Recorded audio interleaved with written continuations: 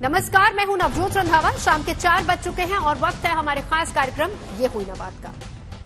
बेटी बचाओ बेटी पढ़ाओ का नारा देश भर में गूंज रहा है। यकीनन बेटियां पढ़ भी रही हैं और आगे बढ़ भी रही हैं, मगर हमारे समाज में कुछ ऐसे लोग भी हैं जो बेटियों की राह में रोड़े डालने का काम कर रहे हैं और ऐसे लोगों को सीधा करने के लिए कानून में सख्त सजा का प्रावधान भी है।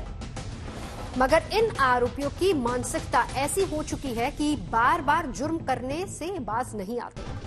फिलहाल ताजा मामला उत्तर प्रदेश के बरेली का है, जहां पर एक नाबालिग को अगवा करने के आरोप में एक आदमी को गिरफ्तार किया गया। पुलिस की पड़ताल में पता चला कि गिरफ्तार आरोपी पहले भी नाबालिग से रेप के मामले में 10 साल की सजा काट चुका है। 2023 में 10 साल की सजा काटने के बाद वो जेल से बाहर निकलता है। 2024 में उसने एक दूसरी लड़की को अगवा कर लिया। इस मामले में 9 महीने तक जेल की सजा काटी, जेल में रहा और हाल ही में जमानत पर बाहर आया। लेकिन जमानत पर बाहर आते उसने फिर से वही हरकत दोहराई और एक 9 साल की लड़की का अपहरण कर लिया। हर बार की तरह अंजाम वही हुआ, आरोपी पुलिस की गिरफ्त में। लेकिन सवाल ऐसे में ये उठता है कि क्या हमारा कानून इतना कमजोर है कि जेल की सजा काट चुका आरोपी फिर से वही क्राइम करने से डरता नहीं है, बाज नहीं आता? आखिर क्यों आरोपी को जेल या फिर कानून या फिर सजा का कोई डर नहीं है? इतने गंभीर मामले में आखिर वो कैसे कानून के साथ खिलवाड़ कर जमानत पर बाहर आ जाता है? क्या बच्चों को यौन शोषण से बचाने के लिए बनाया गया पॉक्सो एक्ट या फिर और ज्यादा उसे सख्त करने की जरूरत है? सारे सवाल हैं जिनको हम सभी जानते हैं और हमारे मन में भी ये सवाल उठ भी रहे हैं। लेकिन एक और मामला और गंभीर हो जाता है जब एक केंद्रीय मंत्री की बेटी एक कार्यक्रम के दौरान उसके साथ छेड़खानी की शिकायत दर्ज होती है। अब ऐसे में आम लोग यही पूछ रहे हैं कि अगर मंत्रियों के बच्चे तक सुरक्षित नहीं तो फिर आम लोगों का हाल क्या होगा? आम लोगों की सुरक्षा की गारंटी कौन लेगा? आज हम इन्हीं तमाम मुद्दों पर चर्चा करेंगे। खास मेहमान हमारे साथ जुड़ेंगे, लेकिन उससे पहले आपको ये रिपोर्ट दिखाते हैं।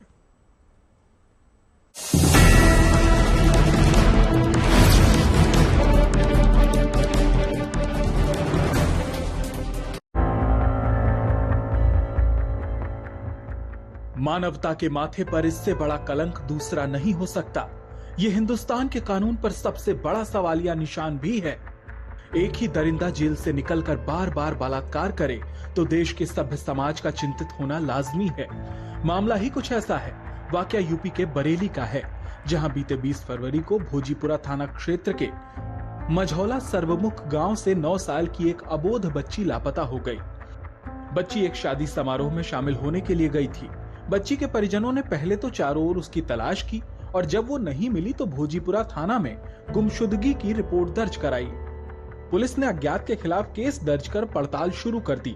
इसी कड़ी में पुलिस को घुरसमसपुर गांव के ग्राम प्रधान के घर लगे सीसीटीवी कैमरे में एक संदिग्ध व्यक्ति बच्ची को पीठ पर बैठाकर ले जाते दिखा। पुलिस ने उसके बाद कड़ियों को जोड़ना शुरू किया और 27 फरवरी को दोपहर 2 बजे ग्राम समसपुर गौटिया के जंगल की ओर जाने वाले रास्ते से अमित सिंह नाम के एक शख्स के साथ बच्ची को बरामद कर लिया। पुलिस ने 35 साल के आरोपी अमित सिंह का रिकॉर्ड खंगाला तो उसके होश फाख्ता हो गए। पुलिस को पता चला कि अमित सिंह ने साल 2013 में थाना शीशगढ़ क्षेत्र में 5 वर्ष की बच्ची के साथ बलात्कार किया था, जिसमें वो जेल भी गया था। 10 साल की सजा काटने के बाद 1.5 साल पहले वो रिहा हुआ और रिहा होने के कुछ समय बाद 6 अप्रैल 2024 को दरिंदे अमित सिंह ने रामपुर जिले के बीसलपुर थाना क्षेत्र में से 7 साल की एक बच्ची को अगवा कर लिया। 25 अप्रैल 2024 को वो एक बार फिर गिरफ्तार हुआ और करीब 9 महीने जेल में रहने के बाद 30 जनवरी 2025 को रामपुर जेल से बेल पर रिहा हुआ। रिहा होने के 21 दिन बाद अमित सिंह ने फिर एक बड़ा कांड कर दिया और एक बार फिर गिरफ्तार हुआ। पर बड़ा सवाल तो ये है कि ऐसे सीरियल रेपिस्टों को समाज में छूटा घूमने की आजादी कैसे मिल जाती है? क्या कानून में ऐसे साइको रेपिस्टों के साथ सख्ती से निपटने के लिए कोई प्रावधान नहीं है? ये तो तय है कि इस तरह के विकृत मनोरोगी अपराधियों के भीतर किसी तरह की कोई संवेदना नहीं होती। ना ही जेल में रहने के दौरान इनमें कोई सुधार के लक्षण प्रकट होते हैं। चूंकि ये सेक्स मैनिएक होते हैं, इसलिए ये हर वक्त सॉफ्ट टारगेट की तलाश में रहते हैं। जाहिर है इन्हें खुला छोड़ना बलात्कार जैसे अपराध का दावत देने जैसा है। एक ही तरह के जुर्म में 35 साल का अमित तीसरी बार जेल गया है। इसकी क्या गारंटी है कि एक बार फिर छूटेगा तो इसी तरह की घिनौनी वारदात को अंजाम नहीं देगा? तो चलिए हम इसी पर चर्चा की शुरुआत करते हैं। परिचय करा देती तमाम खास मेहमान हमारे साथ जुड़ चुके हैं। डॉक्टर विक्रम सिंह जी, फॉर्मर डीजीपी उत्तर प्रदेश, हमारे साथ हैं। ताहिरा हसन है, विमेन राइट एक्टिविस्ट, हमारे साथ। आशुतोष श्रीवास्तव जी हैं, एडवोकेट हैं, और साथ ही साथ डॉक्टर आदिश अग्रवाल हैं, सीनियर एडवोकेट हैं और former president supreme court bar association के। शुरुआत विक्रम सिंह जी आपसे। देखिए, ये एक खबर है और इस खबर के आधार पर आप सभी के साथ चर्चा करने का मकसद यही है कि ऐसे न जाने कितने मामले होंगे। सवाल सबसे बड़ा विक्रम सिंह जी, क्या इतने सख्त कानून बना देने के बाद भी अपराधियों के मन में कोई खौफ नहीं है? एक शख्स एक बार क्राइम करता है, उसके बाद छूटता है, वापस से वही क्राइम करता है, फिर छूटता है, तीसरी बार फिर से क्राइम करता है। ये केवल एक घटना है, लेकिन ऐसी न जाने कितनी घटनाएं देश में घट रही होंगी। नवजोत जी, मैंने आपके साथ, ताहिरा मैम के साथ, आशुतोष जी के साथ इस प्रकरण पे कितनी बार ऐसी घिनौने अपराधों पर हम लोग चर्चा कर चुके हैं। जी बिल्कुल। मैं स्वयं कहना चाहूंगा, कानून तो उतना ही सशक्त है जितना उसका कठोर अनुपालन होगा। हमारे हाथ में AK-47 अगर मुझे चलाने का सलीका नहीं है तो वो AK-47 भी गुलेल से बदतर हो जाएगी। और इस प्रकरण में मैंने ये देखा, मैं पूरी तरीके से इस अपने दावे के साथ कह रहा हूं कि पुलिस अगर अपने पे आ जाए, हालांकि हमारे विद्वान अधिवक्तागण मुझसे मतभेद कर सकते हैं, लेकिन मैंने 36 साल जीवन में किया है, मेरा जीवन में एक शौक रहता था, और वो शौक ये रहता था कि इस तरीके के पशुओं को, भेड़ियों को चिन्हित करके, भले ही कहते कि एक्सेसिव एंड डिस्प्रपोर्शनेट फोर्स, उसमें 3 प्रसाद मिलते थे। पॉक्सो का तो मिलता ही मिलता था, गैंगस्टर एक्ट का, जिससे कि चल संपत्ति चली जाए, और उसमें उनके माता पिता, अभिभावक और उनके परिवार, उनको भी पीड़ा हो कि जिस पशु को उन्होंने जन्म दिया है, जिस भेड़िए को जन्म दिया है, तो उसके छींटे आपके ऊपर भी पड़ेंगे। अब हम आते हैं गैंगस्टर एक्ट के बाद रासुका के अंतर्गत, क्योंकि इससे भय और आतंक व्याप्त होता है, लोक व्यवस्था प्रभावित होती है, इसलिए इनके ऊपर रासुका भी होनी चाहिए। मैं दावे के साथ कह देता हूं नवजोत जी, अगर ये 3 कायदे से प्रसाद हो जाए, ऐसे लोगों की सर्वेलेंस हो जाए, जमानत हो कैसे गई? पॉक्सो के अंतर्गत ये आप कह सकती हैं कि राम रहीम की भी हुई, एक और धर्मगुरु है, उनकी भी नाम है, मैं उनको महिमा मंडित नहीं करना चाहता हूं। ये इतनी अत्यधिक उदारता ऐसे पशुओं के ऊपर, भेड़ियों के ऊपर, ये हम अपने पैर पे कब तक कुल्हाड़ी चलाते रहेंगे?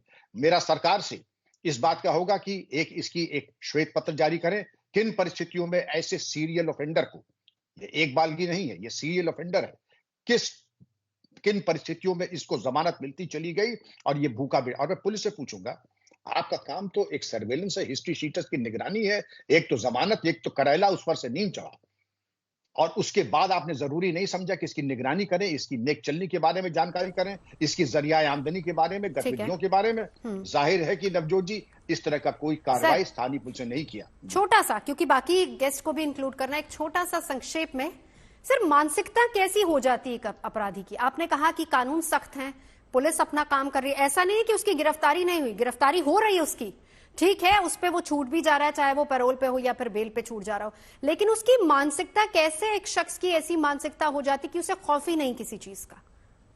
सीरियल ऑफेंडर आदतन अपराधी, और उसको डर से कोई खौफ नहीं, उसको एक ही चीज का डर है, सख्ती और आजीवन, कि उसका अंतिम संस्कार जेल की सलाह के पीछे होगा। और ये अच्छे सीरियल ऑफेंडर्स को मैंने देखा है कि पुलिस जब अपने पे आ जाती है तो वो बिल्कुल ब्रह्मचर्य का व्रत ले लेते हैं। ये सारी, जैसे कहते हैं ना कि ऐसा कहर आया कि आशिक इश्क भूल गए, लेकिन वो चीजें अब दिखाई नहीं पड़ रही हैं। हमारे यहाँ जो उदारता का एक वातावरण चल रहा है कि हम ऐसे भेड़ियों के प्रति उदारता दिखा रहे हैं, जिससे मुझे सख्त आपत्ति है। ठीक है सर, लौटती हूँ। ताहिरा जी, आपको इंक्लूड करूंगी, 2 एडवोकेट हमारे साथ हैं, उनसे हम पूरी कानून की प्रक्रिया के बारे में भी बात करेंगे, समझेंगे। लेकिन ताहिरा जी देखिए, मामले घट नहीं रहे, मामले बढ़ रहे हैं। कानून आप तमाम बना दीजिए, लेकिन बावजूद इसके कहीं ना कहीं से अपराधी कोई ना कोई रास्ता निकाल लेते हैं। और बड़ी बात यह है कि ऐसा नहीं है, मेरे ख्याल से आप तमाम लोग इस बात से वाकिफ हैं बहुत अच्छे से, ऐसा नहीं है कि इस तरह के अपराधियों की कोई काउंसलिंग नहीं होती है। शायद जेल के अंदर इन लोग की काउंसलिंग होती है, बातचीत भी इनसे की जाती, लेकिन उसका कहीं कोई असर नजर नहीं आ रहा। मानसिकता आप इसकी देखिए क्या होगी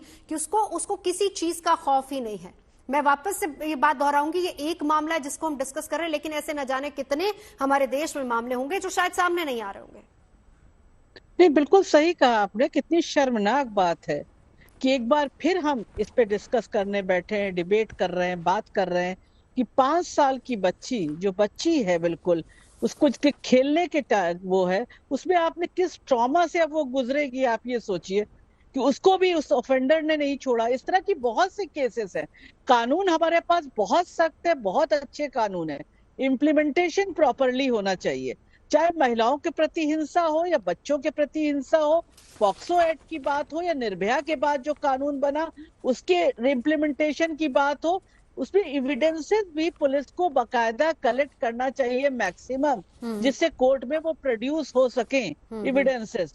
और डर रहे कल्प्रिट में, दरिंदे में, कि हमें सजा दी जाएगी, सख्त से सख्त सजा दी जाएगी। कन्विक्शन रेट भी बढ़े ऐसे केसेस में। एक बार गया वो वापस आया, उसको पता है कि he will get away after committing heinous crime. दोबारा उसने कमिट किया, तीसरी बार कमिट किया, तो देखिए ये तो है ही है। उसके अलावा सोसाइटी में जो लोग इस तरह की बात करते हैं उनके खिलाफ भी एक्शन होना चाहिए। जो महिलाओं को कहते हैं कि रेप हुआ है इसलिए हुआ उनके साथ क्योंकि वो रात में निकली, भाई जो जर्नलिस्ट है, जो साइंटिस्ट है, वो रात में भी अपना काम करेगा। बिल्कुल। तो उनके साथ रेप हुआ क्योंकि वो रात में निकली, वो पुरुष साथी के साथ गई, उन्होंने ड्रेस ऐसा पहना हुआ था, रिवीलिंग पहना था या प्रॉपर नहीं पहना था उनके हिसाब से। पेट्रा की जो गाइडलाइन बनाती है जिसमें 10 to 5 औरत को बाहर जाए, अर्न करे, फाइनेंशियली तो वो स्ट्रेंथन करे हाउस को, लेकिन अंडर पेट्रा की रहे। तो यहाँ पे उनको भी आके सामने बताना चाहिए कि 5 साल की बच्ची के लिए कौन सा ड्रेस कोड वो लोग सजेस्ट करेंगे। तो इस कल्चर पे भी जो संस्कृति यहाँ तो फिर मानसिकता की बात आ जाती है, यहाँ मानसिकता की बात आ जाती है कि आप उसका माइंडसेट कैसे चेंज करेंगे। अब आपने एक शब्द यहाँ पर इस्तेमाल किया कि कानून बहुत अच्छे बने, इम्प्लीमेंटेशन, और इम्प्लीमेंटेशन को काफी हद तक विक्रम सिंह जी ने बताया भी है। और हम ऐसा नहीं कह सकते कि ठीक है इम्प्लीमेंट हुआ या फिर उसकी गिरफ्तारी नहीं हुई। उसकी गिरफ्तारी हुई, एक बार नहीं हुई, जितनी बार उसने इस तरह का अपराध किया उतनी बार गिरफ्तारी हुई। लेकिन अब शुरुआत जो है, मैं हमारे साथ 2 एडवोकेट भी मौजूद है, उन्हीं से करना चाहूंगी क्योंकि बहुत जरूरी है। 2019 में जो अमेंड किया गया था पॉक्सो एक्ट तो 2012 में, उसमें नॉन बेलेबल बना दिया गया था इसको। यही समझने की कोशिश करते हैं, लॉयर ही बताएंगे, रोशनी डालेंगे। ठीक है आदिश जी, अब आपके पास आते हो। अब देखिए इम्प्लीमेंटेशन है, लेकिन सर थोड़ा सा समझाइए कि जब कोई इस तरह का हीनियस क्राइम होता है, कोई अपराधी पकड़ा जाता है, क्या आधार रहता है उसकी बेल का या फिर उसके परोल का, क्या आधार रहते हैं? और उसके बाद भी अगर वो सेम क्राइम कर रहा है दोबारा से, तो क्या उसको कानून क्या कहता है उसको लेकर? क्या उसको परोल या फिर बेल मिलनी चाहिए, नहीं मिलनी चाहिए, या फिर उसके बाद की सजा और सख्त होनी चाहिए? डॉक्टर सर्कमस्टांसेस के ऊपर कोर्ट्स जो है ये देखती है कि अगर कोई ये कहे कि उसकी वाइफ की डेथ हो गई है, उसको क्रियाक्रम करने के लिए उसको पैरोल पे छोड़ा जाए, तो ऐसी सिचुएशन में कोर्ट पहले इंक्वायरी कराती है आईओ से कि बात जो ये एलेज कर रहा है वो बात सही है या झूठी है। अगर ये पाती है कि ये बात सही है तो इन ग्राउंड पे जमानत दे देती है। बच्चे की शादी है, खास रिश्तेदार की शादी है, तो इन ग्राउंड्स पे पैरोल दी जाती है, इंटरिम बेल दी जाती है। परंतु कई बार उसको मिसयूज करते हैं, काम बहाना ये था और क्राइम कर लेते हैं, कोई मर्डर कर लेता है, कोई ये रेप में इन्वॉल्व हो जाता है, इस तरीके के। ये तो हिंदुस्तान में मेंटेलिटी जब तक नहीं बदली जाएगी और अपने आप, और एक और है कि जो एक बार जेल में चला गया उसको जेल का दोबारा डर नहीं लगता है। डरता वही आदमी है जो जेल में नहीं गया। बहुत इंपॉर्टेंट है विक्रम सिंह जी, आपका रिएक्शन इस पे लूंगी, लेकिन आदिश जी आप अपनी बात पहले पूरी कर लीजिए। तो इस तरीके से प्रोविजन ह्यूमन राइट्स की वायलेशन ना हो, इस कारण से जो नेसेसरी ड्यूटीज जो है समाज में करने की, वो चीजों की इजाजत कानून में सुप्रीम कोर्ट ने, हाई कोर्ट्स ने इन सिचुएशन, ये ऐसी सिचुएशन में पैरोल और इंटरिम बेल देने का प्रोविजन रखा है। थोड़ा सा हमारे दर्शकों के लिए ये भी क्लियर कीजिए, ये सरकार देती है या कोर्ट के द्वारा दिया जाता है? ये कोर्ट देती है। पैरोल जो है वो जो जेल अथॉरिटी है वो देती है। और ये जो इंटरिम बेल होती है वो कोर्ट के द्वारा होती है। और अगर वो पहले वो अपने जेल में इजाजत मांगता है, जेल अथॉरिटी जो स्टेट डिपार्टमेंट है, होम डिपार्टमेंट है, उनके पास उसकी रिक्वेस्ट भेज के उनसे इजाजत लेते हैं। अगर वो इजाजत दे देते हैं तो वहीं से पैरोल हो जाती है। नहीं तो इसको सीधे भी डायरेक्टली भी कोर्ट के अंदर, जिस कोर्ट में उनका केस चल रहा है, उस रेलेवेंट कोर्ट जुरिडिक्शन वाली कोर्ट में पैरोल जो इसकी इंटरिम बेल के लिए एप्लीकेशन देते हैं। ठीक है, बड़ी इंपॉर्टेंट बात है। एक बार डॉक्टर विक्रम सिंह आपका एक रिएक्शन कि जो एक बार जेल चला गया उसे डर नहीं रहता, कोई खौफ नहीं रहता है। आपने बिल्कुल सही कहा। आदरणीय डॉक्टर अग्रवाल साहब ने कहा कि गुरु होके जाता है, जेल से बाहर आके महागुरु होके लौटता है। उसको पूरा ताना बाना समझ में आ जाता है कि जेल के बारे में तो भयावह स्थिति, लेकिन अगर हमारी जेब में दम हो तो हम तो सारी वो सुविधाएं खरीद सकते हैं जेल में। तो ठीक है, अगर हमको अपने अरमान पूरे करने हैं, जेल होती हो। लेकिन डॉक्टर अग्रवाल साहब से और आप सभी विद्वान में मैं ये कहूंगा कि पुलिस का जो विवेचक से पूछा जाता था, तो विवेचक का कर्तव्य होता है कि बेल को टूथ एंड नेल अपोज करे। लेकिन ऐसे शातिर दिमाग के अपराधी नवजोत जी वो बिल्कुल बिक जाते, कहते हैं कि हम संस्तुति करते हैं कि इसको जमानत दे दी जाए। मानवीय दृष्टिकोण से, मानवीय दृष्टिकोण पीड़िता की तरफ होने चाहिए। पीड़िता के परिवार को बलात्कार केवल बच्ची का नहीं, बस उस बच्ची के पूरे परिवार का हो जाता है। बिल्कुल। एक बार अब आशुतोष जी देखिए, 2012 में एक कानून लाया गया था, पॉक्सो एक्ट, और खास तौर पर नाबालिगों के लिए लाया गया था। यौन उत्पीड़न से संरक्षण के लिए कानून है, 20 साल की सजा का प्रावधान है। इसमें क्या कुछ आधार रखा गया है पैरोल का या बेल का? पॉक्सो एक्ट की अगर हम बात करें, इसमें क्या आधार है? और ऐसे केस में जहां पर एक अपराधी बार बार छूटने के बाद भी उसी क्राइम को दोबारा से रिपीट कर रहा है और फिर से उसको आसानी से पैरोल मिल जाती है। देखिए, सबसे पहले तो पॉक्सो में बेल मिलना इतना आसान बिल्कुल भी नहीं है और बहुत ही मुश्किल और कठिन है इसमें बेल मिलना।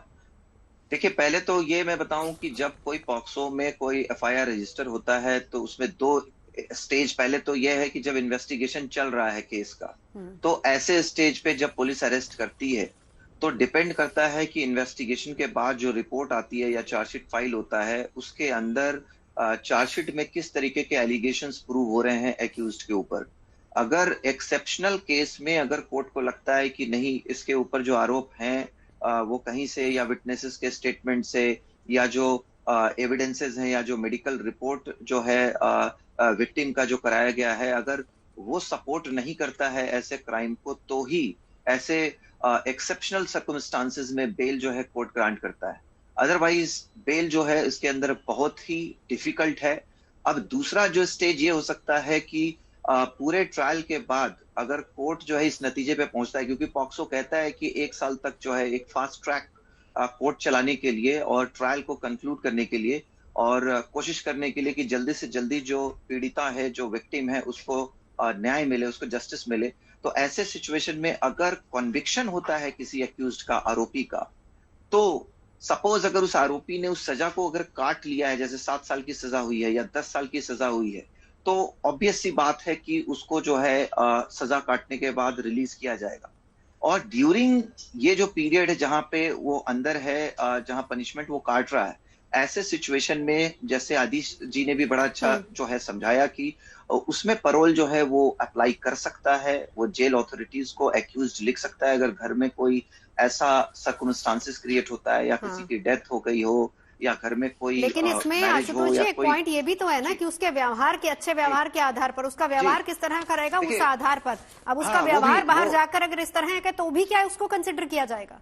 नहीं, ऐसे सिचुएशन में मुझे नहीं लगता कि कोई अथॉरिटी उसको ग्रांट करेगा। फिर मैटर जो है कोर्ट में उसको लेकर के जाना होगा और कोर्ट फिर इन बातों को भी कंसिडर करता है कि क्या इसका पहले का जो बिहेवियर है या कन्विक्शन के बाद ये सेकंड टाइम इसने ऑफेंस किया है, तो ये उसके लिए और ज्यादा टफ हो जाता है। और पैरोल वैसे भी देखिए कुछ दिनों के लिए ही होता है, ऐसा नहीं है कि वो कोई अनलिमिटेड पीरियड के लिए, कुछ दिनों के लिए, जब तक कोई फंक्शन या इस तरह का कोई फैमिली में डेथ, मेडिकल या ऐसी कोई इमरजेंसी हुई हो, उसमें भी कोई ऐसा रूल बुक नहीं है कि वो देना ही देना है। वो कोर्ट कंसिडर करेगा हर एक जो इस तरीके के जो एप्लीकेशन आते हैं उसके इंडिविजुअल मेरिट को देखते हुए कोर्ट डिसाइड करेगा कि क्या ये पर्सन को ये देना सुटेबल है या नहीं है, या इसको नहीं देना चाहिए। तो इन आधारों पे ऐसा नहीं है कि पैरोल इतना आसान है, पैरोल भी बहुत डिफिकल्ट है और बहुत ही एक्सेप्शनल सर्कमस्टांसेस में ही कोर्ट जो है उसको देता है। ठीक है, तो लेकिन हमने बहुत से आशुतोष जी एग्जाम्पल देखे हैं, विक्रम सिंह जी अच्छे से समझा पाएंगे। 2 नाम तो वो ले भी रहे थे पहले,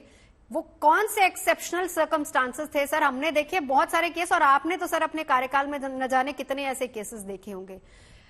कोर्ट फिर भी थोड़ा कंसिडर कर ले, लेकिन पैरोल रहना इतना ज्यादा मुश्किल होता नहीं किसी के लिए, अगर किसी की पहुंच बहुत अच्छी है तो। आप बिल्कुल सही कह रही। मैंने ऐसे भी कोर्ट देखे हैं, उनको नमन है कि टर्मिनल कैंसर में बीमार थे कि इलाज के लिए बाहर जाने का, बिल्कुल नहीं। आप एक शातिर अपराधी हैं, आपका जेल से बाहर जाना जनहित में औचित्यपूर्ण नहीं होगा।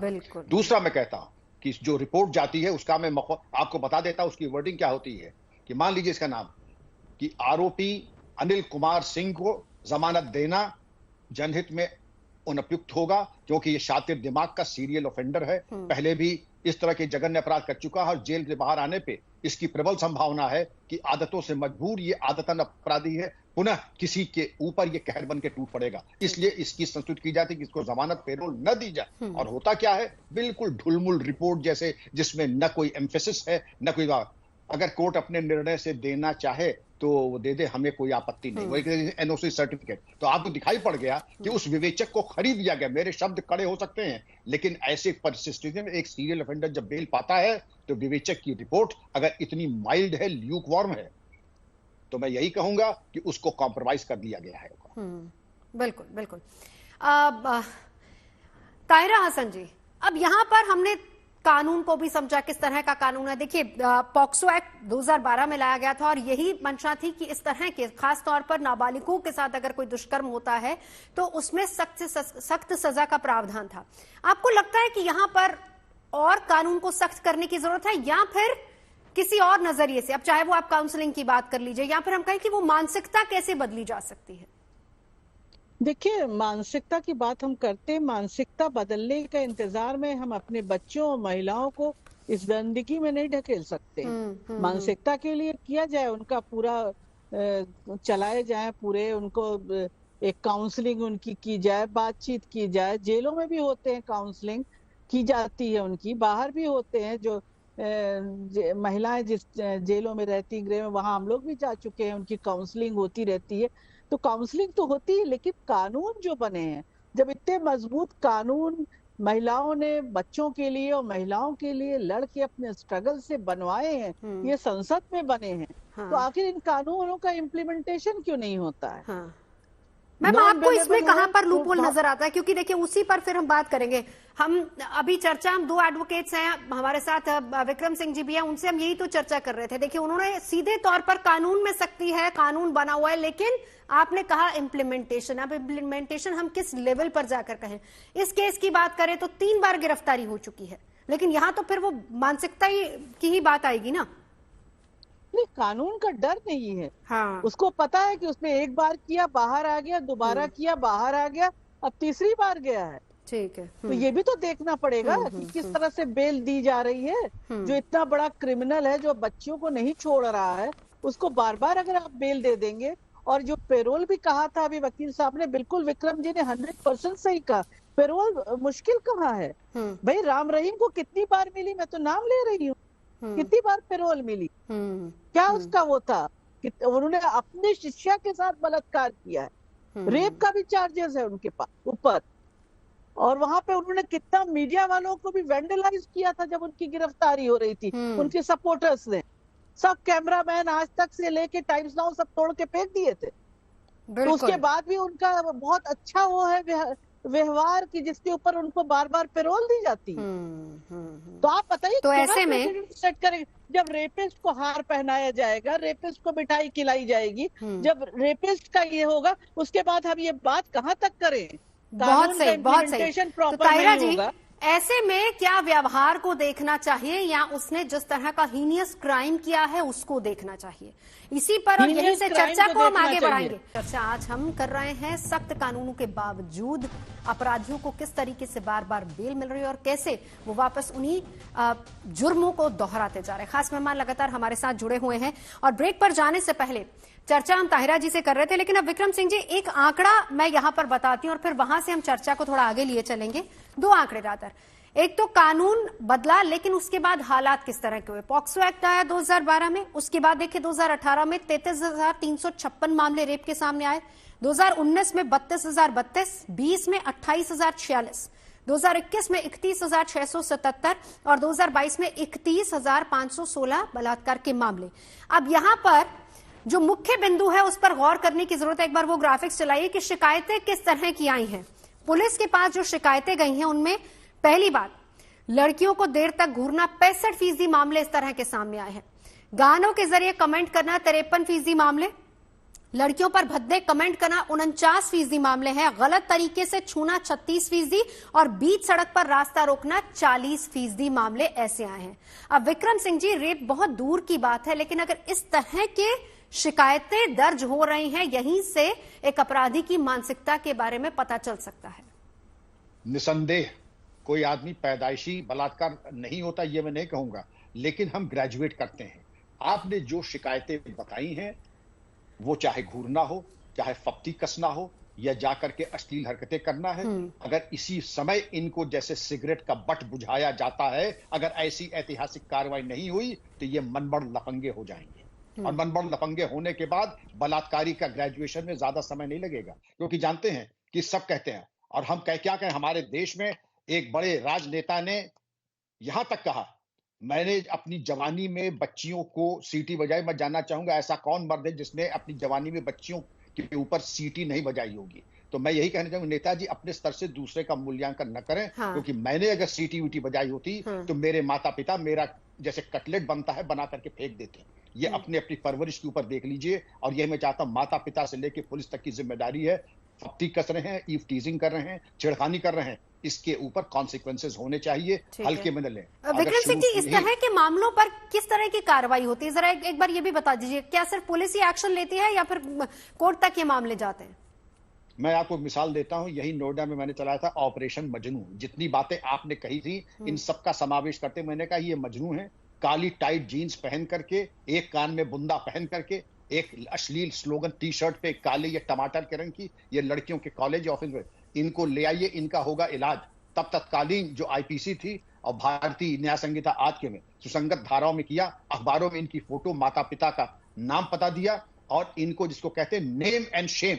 मैं फिर कह रहा हूं, कुछ लोगों को आपत्ति, लेकिन उसके बाद ये ऐसा थर्रा गए जैसे गधे से सिर से सींग गायब हो जाती है, क्योंकि इनको मालूम है कि अगर परिणाम होगा, सादे कपड़ों में महिला पुलिस पुरुषकर्मी लगे हैं, और आपकी सेवा ऐसी होगी कि आप घर जाके बताने काबिल नहीं रहेंगे कि आपकी कैसी खातिर तवाज़ो हुई है थानों। ठीक है, एक बार डॉक्टर अदरीश अब आपके पास आते हुए, देखिए ये छोटे छोटे क्राइम है, लेकिन हम इसको छोटा ना कहें, यहाँ से नींव पड़ती है, क्योंकि अगर आपने यहाँ नकेल नहीं कसी तो फिर उसके बाद अंजाम क्या हो गए। जो आंकड़े मैंने 2018 से 22 तक गिनवाए हैं, जिनमें आज की तारीख में अगर 2012 की बात करें, 2 साल पहले की 31,516 के रेप के मामले सामने आए हैं। देखिए, ये जो हमारे पूर्व डीजीपी साहब ने कहा, मैं इसको दूसरे एंगल से देखता हूँ जी। जहां आपने इस तरीके घूर के देखना, जिसकी कोई एविडेंस नहीं है, कोई लड़की ये बयान दे दे और उसको क्रिमिनल बना के और डीजीपी साहब का चले तो उसी टाइम उसका भूत बना दे, और उससे क्या होगा, you are making the more criminal. उनको उस एक्ट में ले आए। ये जो इस जितना लिबरलाइज, जितना सख्ती करने की, जो ये 354 था जो हमारा पहले, ये इस तरीके के, ये जो इस तरीके की में मिसयूज के ज्यादा चांसेस होते हैं। ठीक है, जब तक कोई रिकॉर्डेड वीडियो रिकॉर्डेड चीज ना हो, और ये वाली चीज का तो रिकॉर्डेड होना भी प्रैक्टिकली पॉसिबल नहीं हो पाता है। कोई हमारे सीसीटीवी कैमरे लगे हैं, बहुत दूर से लगे हैं, अब घूरना, तो फिर रास्ता क्या है सर, वही बता दीजिए। इनमें तो फिर देखिए देर तक घूरना हो या फिर गाने के जरिए कमेंट करना हो, आप उसको एक्सट्रीम पोजीशन पे, जो एक बार जेल घूम आया, जो एक बार पुलिस की कस्टडी में उसमें आ गया, कस्टडी में, पुलिस कस्टडी में, वो ये समझ लो आगे के लिए आपने उसको क्रिमिनल तो पक्का बना दिया। मैं कई बार क्लाइंट्स तो हमारे पास यही तो बात है। देखिए, तो मैं ये कहता हूँ कि इनको पकड़वाओ मत। नहीं, सुनिए, अगर आपने जिस टाइम पकड़वा दिया, पुलिस ने अरेस्ट कर लिया, उसके बाद तो वो पूरे बेशरम हो जाएंगे, उनको कोई डर नहीं रहेगा। डर जब तक है जब तक वो पकड़ा नहीं जाता। ये चीजें जो डीजीपी साहब ने मुहिम चलाई, अगर वो इस तरह का क्राइम करेगा, सुनिए मैडम, नहीं सर, वो वाली जायज है, उससे आगे क्राइम नहीं करेगा। जहां उन पे केस रजिस्टर्ड कर लिया, तो ये समझ लो यू आर मेकिंग देम। तायरा जी आपके पास भी आती है। विक्रम सिंह जी, हाँ आशुतोष जी, बस एक मिनट, एक एक करके सबका रिएक्शन। विक्रम सिंह जी, ऑडियो म्यूट है शायद आपका। नहीं, ऑडियो तो बिल्कुल जी ठीक जी है। जी सुन पा रही हूँ सर। मैं ये कहना चाहूंगा, मेरे पूरे जीवन का इस पे गहरा अनुसंधान है। हाँ। मैं अपने बारे में कोई गलत फहमी नहीं करना, मैं समाज सुधारक हूं, नहीं मुझे कोई लोकप्रियता लूटनी है। And where there is a will there is a way. मैं फिर भी कह रहा हूं, हमारे पास साक्ष्य भी मिल जाता है, कन्विक्शन भी कराया है, और कोर्ट के पास जब जाके के वरिष्ठ अधिकारी जाते हैं तो कन्विक्शन रेट 90% हो जाता है। ये ठीक है। मैं दूरगामी परिणाम सोचना और उसके दार्शनिकताओं के आयाम के ऊपर चिंतन करना, ये मेरे बस की बात नहीं। मेरे सामने तो ये है, ये मेरे सामने एक लफंगा बैठा है और मैं अपनी पूरी ताकत लगा के इसको कैसे मटिया मेट करूं, मेरी सर्वोच्च प्राथमिकता होगी। और ये मैं बता दूं गारंटी के साथ, मेरा प्रसाद पाया हुआ दोबारा दुस्साहस नहीं करता है। और ताहिरा जी बता देंगी आपको कि शायद दोबारा वो आपको सेवा का मौका नहीं देंगे या दोबारा कोई शिकायत का मौका नहीं। दोनों का जवाब ताहिरा जी, दोनों का, डॉक्टर अदीश ने बोला और विक्रम सिंह जी ने भी। मैं आशुतोष जी उसके बाद एक रिएक्शन आप कर लेती हूँ। ताहिरा जी। नहीं, देखिए विक्रम जी ने बिल्कुल सही कहा, बिल्कुल सही कहा। जो कानून महिलाओं के लिए बने हैं उनका इम्प्लीमेंटेशन जब पुलिस नहीं करती तो हम पुलिस को कहते हैं वो इम्प्लीमेंट नहीं कर रही है, इन्वेस्टिगेटिंग एजेंसी है, ठीक से डॉक्टर अदीश ने जो बात कही है इसमें भी कोई दो राय नहीं है कि इसमें भी थोड़े बहुत लूपहोल्स हैं। नहीं, देखिए जस्टिस वर्मा कमेटी जब गठित हुई थी तो उसमें कानून बना था और ये कहा गया था कोई घूरता है देर तक, उसमें टाइम था, तो वो भी उसी उसमें आएगा, क्राइम के धारे में उसमें आएगा, उसमें लिया जाएगा। तो आखिर जस्टिस वर्मा ने कैसे ये रख दिया? हम महिलाओं ने उसमें, जितनी भी महिलाएं एक्टिविस्ट है उन्होंने, पुरुष भी जो हैं जो महिलाओं के साथ खड़े हैं, मैं ये नहीं कहती हूँ कि महिलाओं की लड़ाई में महिलाएं अकेले लड़ती हैं, स्ट्रगल करती हैं, जाहिर है पुरुष हमारे साथ होते हैं। और जाहिर सी बात है, पेट्रार्कल जो कहा जाता है सिर्फ मर्द नहीं होते, औरतें भी होती है। वही बात है डॉक्टर अदीश, ये तो समाज सुधारक तमाम लोग हैं। अगर वो पुरुष के साथ खड़ा है, महिला के साथ भी खड़े हैं, जाना छोड़ देती है, घूर रहे हैं, सामने खड़े, तो ये कैसे होगा? अगर कोई सजा नहीं दी जाएगी, कुछ होगा नहीं, तो ये सोचा जाएगा कि नहीं वो क्रिमिनल बन जाएंगे तो उनको कोई सजा ही नहीं दी जाएगी। ये बता दो कितनी कन्विक्शन हुई है इस नेचर के केसेज में, कितनी कन्विक्शन हुई डीजीपी साहब, जरा ये बता दो। डॉक्टर अदीश, आशुतोष जी का भी जवाब ले लेते हैं जी, वो भी अपनी बात रख ले। आशुतोष जी, देखिए मैं इसको दोनों साइड से देखना चाहता हूँ, फिर आगे बढ़ते हैं। ताहिरा जी, हाँ आशुतोष, मैं इनको दोनों साइड से देखना चाहता हूँ। जहाँ पे क्राइम हुआ है और ये प्रूव होता है तो ठीक है, जो कानून में जो प्रोविजन है बिल्कुल सजा मिलनी चाहिए और कड़ी से कड़ी सजा का जो प्रावधान है वो मिलना चाहिए, है ना। लेकिन उसके अलावा अगर हम जैसे कि कन्विक्शन रेट हम देखें ऐसे मामलों में तो वो सिर्फ 34% है, जो कि बहुत ही ज्यादा डाउट क्रिएट करता है। कि मैं नहीं कहता कि सारे केस जो है सही है या गलत है, बट पनिशमेंट जो है, मतलब गुनाह जो साबित होता है वो सिर्फ 34% ही साबित हो रहा है, जो आज का जो डेटा है उस हिसाब से। और अभी हमने देखा कि सुप्रीम कोर्ट ने भी इस पे चिंता जताई थी कि बहुत सारे फॉल्स केसेस भी फाइल हो रहे हैं और बहुत सारे ऐसे भी मामले हैं जहां पे एक रिलेशनशिप में अगर थे दो जन, तो उसमें अगर कोई डिस्प्यूट होता है या कोई इशू आता है, उसका भी मैं बता देती हूँ, ऐसे भी मामले हो रहे हैं। लिव इन रिलेशनशिप और पार्टनर में जो रेप के मामले 14,582 में, मैं एक आंकड़ा दे रही हूँ सर, इसी के साथ आपने जिक्र किया तो जी आशुतोष जी। जी हाँ, तो मैं इसमें फर्दर ये कहना चाहता हूं कि जहां पे जेन्युइनिटी नहीं है, जहां साबित नहीं हो रहा है, तो कानून का ये भी नहीं होना चाहिए कि मिसयूज हो रहा हो, कोई इनोसेंट उसके अंदर फंसे, ये भी नहीं होना चाहिए। और जिसने गलती करी है वो साबित अगर उसका गुनाह होता है तो बिल्कुल सजा मिलनी चाहिए, कड़ी से कड़ी सजा मिलनी चाहिए। दूसरी बात, जो पैरोल, एक मिनट, ताहिरा जी ने जो पैरोल वाली बात कही थी उस पर मैं थोड़ा सा क्लैरिटी देना चाहता हूं। उन्होंने कहा कि किसी को भी पैरोल दे दिया जाता है, ये सरासर गलत बात है। अगर मैं आपको प्रोविजन की बात करूं, लॉ की बात करूं, तो पैरोल के लिए भी सर्टेन कंडीशंस है जिसको फॉलो किया जाता है, जिसमें कि पहला ये है कि कम से कम 1 साल जो है एक्यूज्ड जो है बिहाइंड द बार होना चाहिए, उसके पहले वो अप्लाई भी नहीं कर सकता। पर ऐसे आशुतोष जी हमने तो बड़े केसेस देखे हैं। मैं आ रहा हूं मैं दूसरी बात कि जब अगर उसको ऐसे सिचुएशन में जहां कोई मेजर एक्सीडेंट हुआ हो, इलनेस की बात हो, मैरिज हो या किसी का डेथ हो, ऐसे सिचुएशन में अगर पैरोल दिया जाता है और वो बाहर जाने के बाद अगर कोई क्राइम करता है, एक मिनट, अगर वो बाहर जाने के बाद कोई क्राइम करता है तो नेक्स्ट टाइम उसको पैरोल नहीं दिया जा सकता, ये भी उसी प्रोविजन में। अब मैं आपको बता दूं, जिस मामले का जिक्र सर जहां से शुरुआत हुई थी ना बात की, बरेली वाले केस से, वहां ऐसा नहीं हुआ है ना सर। बाहर गया, वापस से वही क्राइम किया और वापस से दूसरी बार फिर से बेल मिल गई। तो इसीलिए उसको पैरोल नहीं मिल सकता इसके बाद। This is what I am trying to say. 3 बार लिया पैरोल सर, नहीं 3 दिया जा बार सकता। नहीं मिलेगा। चलिए वापस Two times एक last he can comment, go out एक and last come back. Comment Vikram Singh ji चलो, सम अप यही करते रहा। हुए। विक्रम सिंह मैं चाहूंगा कि अगर दृढ़ इच्छा शक्ति हो तो आदरणीय डॉक्टर साहब ने जो कन्विक्शन रेट किया है, the certainty of punishment is the biggest deterrent. मैं चीफ जस्टिस से मिलकर सर मैंने फास्ट ट्रैक कोर्ट में हर जिले में कन्विक्शंस कराए हैं। मुझे अब याददाश्त क्योंकि Conviction उम्र का rate। तकाजा है जी, कन्विक्शन भी बढ़वाया, बिल्कुल। प्रसाद भी चलिए, दिया, बहुत और जो मैं कर सकता था उनको नेम और शेम ठीक है। पत्रकारों से मिलके उनकी फोटो छपाई, उनके पते वगैरह दिए। आपको आपत्ति हो सकती है हमारे विद्वान पैनलिस्ट को, लेकिन मेरा चलिए तरीका वक्त होता इतना है ही है, वक्त इतना नहीं ही नहीं, है। हमको पति आपके जो आपने पब्लिसिटी करी उस पर नहीं है, वो ठीक किया आपने, आशुतोष जी बहुत बहुत परंतु शुक्रिया। वक्त उस हमारे पे पास इतना, एक छोटे से ब्रेक के कन्विक्शन लिए नहीं यहाँ पर हम होती। रुकेंगे। आप बने रहिए।